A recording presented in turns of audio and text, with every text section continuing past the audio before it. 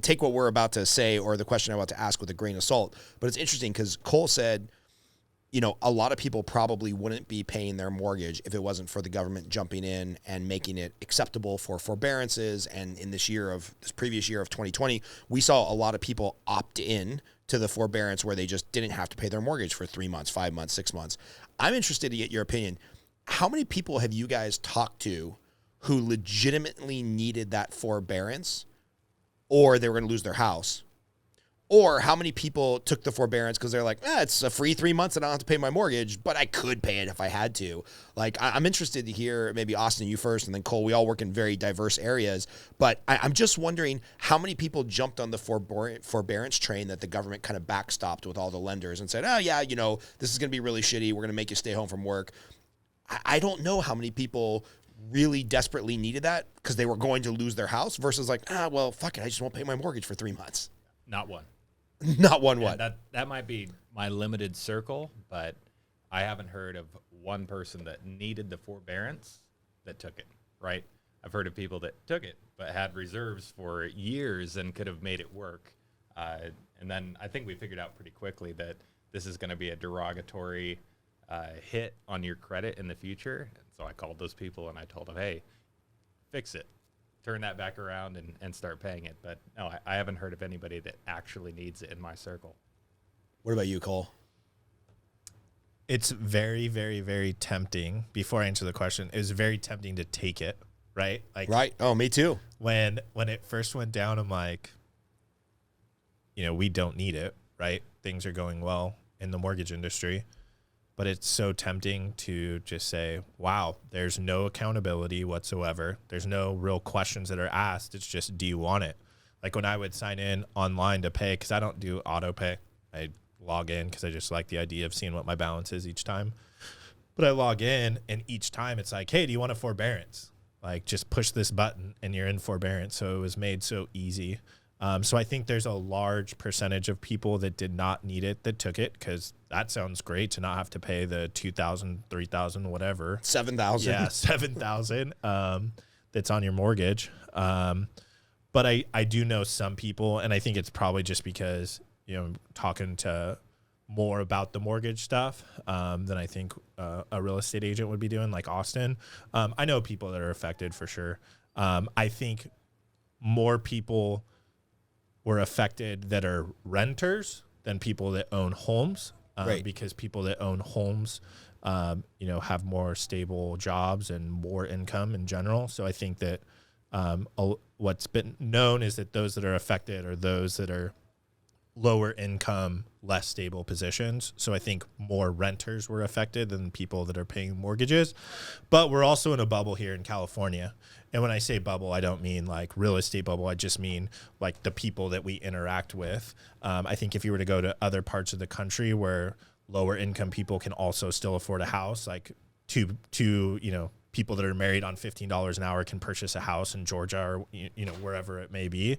I think those people that went into forbearance really needed it. Whereas out here in California, where the average house price is, I don't know, $500,000-$600,000, people, that can qualify for a mortgage like that are higher income. And those people disproportionately were unaffected by coronavirus and what's been going on.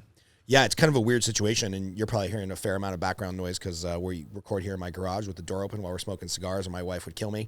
But nonetheless, you're going to hear some dogs and some fire trucks going by and whatnot. But yeah, I agree. I think in Southern California, especially because of the price points, we might have already self-selected into a group of people that could kind of weather the storm. So, right. If you're in, I don't know, pick an area, Prescott, Arizona, or Sandusky, Ohio, you can probably afford to buy a house if, wife is a middle manager at Walmart and husband is a short order cook at Applebee's, right. And you're both making 15, 20, 25 bucks an hour. Right. Like that's a good living in a lot of areas of America, and they can afford to buy a $200,000, $300,000, $400,000 house. In LA, where your average starter house is $700,000, $800,000, there's some neighborhoods that we all service that to get a 2-bedroom, 2-bath, it's $1 million. I think we've already kind of self-selected over the last couple of decades into a group of people where it's like, well, if you can qualify for a $700,000 mortgage, you probably have a more upper middle class professional job or a, you know, labor oriented job where you're making $30, $40 an hour, and you could either have the savings to weather the storm of COVID-19, or your job was one that you could still do from home on Zoom and still make a decent living. So yeah, I think less people have been affected. But you know, it's interesting. I know you have student loans that you know, you're toying with the idea of paying off, and then you had the mortgage that you log into, and then Austin, I know a lot of business owners that we know got PPP loans.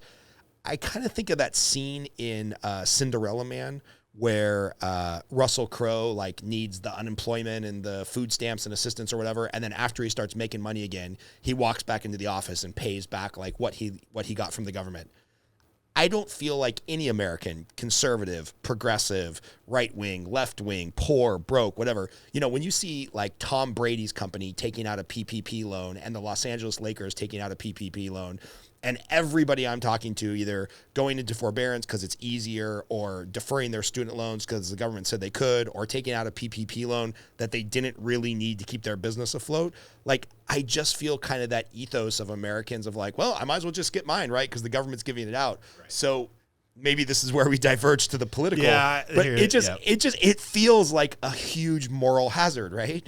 Like, I don't know. I'm just thinking of the $1.5 trillion they just passed. How much of that is really going to get to the people that are suffering from COVID-19 and are on the verge of losing their house? Like, if you had to guess a percentage, Austin, like how much of this government surplus spending is getting to the people that really are up Schitt's Creek and need the assistance? To guess the number, I don't know, maybe 15%. You know, most of what I've heard about has been loans for corporations, right? It's PPP's payroll protection. The EIDL loans, I feel like anybody that had a corporation was applying for that and getting it. And I don't know, the mindset almost becomes like they're printing money. This is a form of quantitative easement. And so I might as well participate because my dollar is just going to be worth less. And you can rationalize because the coronavirus, who's it affecting? Well, it's affecting everyone. Like, yes, certainly my business has suffered. Even people with like a flat year or a year that's you've seen a little bit of growth in your business, you're still going to have it in your head like, well, if it wasn't for coronavirus this year, my business would have been here. Or, you know, you're going to feel affected and justify taking that money. Yeah, I mean, I was terrified in March or April. I was like, oh, are they really going to shut everything down? Are they going to limit people's ability to even get a mortgage? Are the mortgage companies going to put a moratorium because they're getting their ass kicked on these forbearances? So for my coaching company, I mean, I filled out the paperwork for the PPP loan. I think I did a piss poor job of doing it. And then I got an email from the government being like, no, coaching businesses aren't eligible for a PPP loan, even if you have employees, which I do. So I was like, all right, well, whatever, I'll just make it work. And so I'm kind of glad in retrospect that they said no, because I was like, well, at least they're saying no to somebody. Because at the end of the day, once we found out by May or June that the mortgage markets were going to be okay, and a lot of mortgage people wanted coaching, I was like, all right, cool, my business is going to be okay. But in that moment in time, it was really scary, just like you. I mean, I stared at it and was like, yeah, maybe this is 2009 where we're not going to make any money for a year, and I should have a PPP loan just to keep my staff around, right? These people aren't free. It's weird. They want to get paid every week. Yeah. It's so strange. So what are your thoughts, Cole, on like the amount of free money that's being sent out there in the mortgage markets and the student loan deferments and the housing deferments? Like, do you think it's going to the right places? Do you think there's overwhelming fraud? Do you think we just cherry pick like bad examples and bad actors? I have no idea how to quantify it. Like, you pick 15%, like it would be impossible to give a guess on who really needs it and who's getting it. I think it's very safe to say that less than 50%, like more than half of the money that's going out, is not going to people that are in dire straits. Like, I don't know if that number is 40 or 15 or 25, but I think it's fair to say it's less than 50%. Yeah. And, you know, you talk about moral hazard.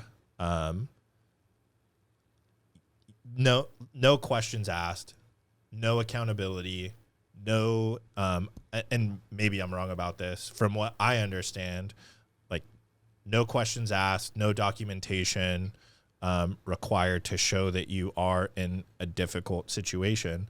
I mean, I know that I don't know if it was State Association of Realtors or National Association of Realtors, like when the new stimulus was passed, they sent an email out to their constituents and said, hey, here's how to apply.